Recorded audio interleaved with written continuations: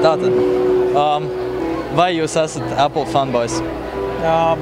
Es esmu, jā, jo es Apple datorus lietoju kopš 2007. gada, jau 6.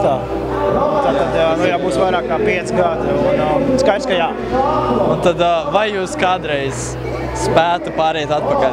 Pāriet uz kaut ko citu, kas nav Apple? Nē, ikdienā, protams, es strādāju mājās, es darbojos ar Apple datori, un pašam ir MacBook Pro, bet darbā man ir Windows sistēmas datori, tā kā tā būtībā spiestā kārtā es lietoju gan to, bet jebkurā gadījumā, ja man piedāvātu personīgai lietošanai kaut jebkādu Windows datoru, es teiktu nē. Nekādu? Kategoriski nē. Pat par brīvu nē? Par brīvu visu varētu paņemt. Visu kaut ko var paņemt, jā. Visgaršīgākais vīns parasti vienmēr ir tas, kas pavēlta, jā. Tā var arī teikt. Tātad, kurš tev ir iPhones? 4S, jā. Pagaidām, jau iepriekšējais modelis. Pagaidām vēl Latvijā 5. nav, bet, cik es saprotu, pa lielam tāda milzīga atšķirība starp 5. un 4. iPhone 4S nav, izņemot to, ka tam ir lielāks ekrāns. Bet tā kā man īpaši lielāku ekrānu nevajag, es pagaidām neaugstu. Viņš ir arī par 3 mm plānāks. Jā, bet man netraucē. Tātad tu neplāno pārējiem? Pagaidām nē, gaidīsim kādas cenas piedāvās, un man pagaidām ir līgums arī ar LMT uz kaut kādiem, ja nemaldos, vēl bišķi vairāk kā 12 mēnešiem, tā kā es redzēs kāds uz cik mēnešiem ir līgumi, kad ņem jaunu iPhone? Uz 2 gadiem?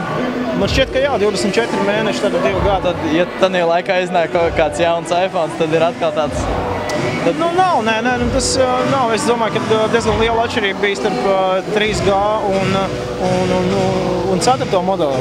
Jā, tā kā tīri no procesora viedokļa un arī no, vienmēr sakot, ātrdarbības viedokļa, kas 3. iPhone'am bija ļoti lēna, un 4. gadījumā tā ir krietni ātrāk, un tas arī vieglāk atvieglo to respektīvi jebko, ko tu dari iPhone'ā, vai tu skaties internetu, vai tu lieto jebkādu aplikāciju, tad tur bija radikāla atšķirība tādā ziņā, bet es neredzu pagaidām tādu vajag akūtu nepieciešamību pāriet uz to 5, jo 4S ir pietiekoši ātrs telefons. Vai tu spēlē Angry Birds? Nē, es tā īpaši pat nezinu, kas tas tāds ir. Piedod. Atcerējos. iPads, varbūt tev ir arī iPads? Nē, man pašam personīgi nav, bet es zinu vairākus cilvēkus, kam tas ir. Es pagaidām arī nejūtu, tiešām, ja tev ir iPhones, īpaši nepieciešama pēc iPada nav. Ja vienīgi negribās kaut kādu drusku lielāku ekrānu un kaut kā pabakstīt tur kā pirms gulētiešanas. Jā, bet patiešām kādas galvenās funkcijas? Pieņemsim cilvēki, kurus tu pazīsti, kuriem ir, kā viņi lieto visvairāk, kā iPad tieši? Cilvēki, kurus pazīstu, lieto pārsvarā internetu pārlūku viņu tomēr lielākoties, nevis. Varbūt kaut kādas minimālas aplikācijas, kas tur nezinu, lai pastītos kaut kādas temperatūras, AccuWeathers vai kaut kas tāds, bet pārsvarā viņi tomēr lieto e-mailiem un tieši internetu lasīšanai, jo nenoliedzami ērtāk ir lasīt uz lielāku ekrānu nekā uz iPhone, tad tev viņi jābūt čurpu turpu. iPad gadījumā tas nav īsti jādara, un tas ir, protams, ērtāk, bet tā kā man ir gan MacBooks Pro, gan iPhones, tad pagaidām man tāda īsti nepieciešamība pēc iPad arī nav. Ja kāds man uzdāvinātu, tas, protams, neatteiktos.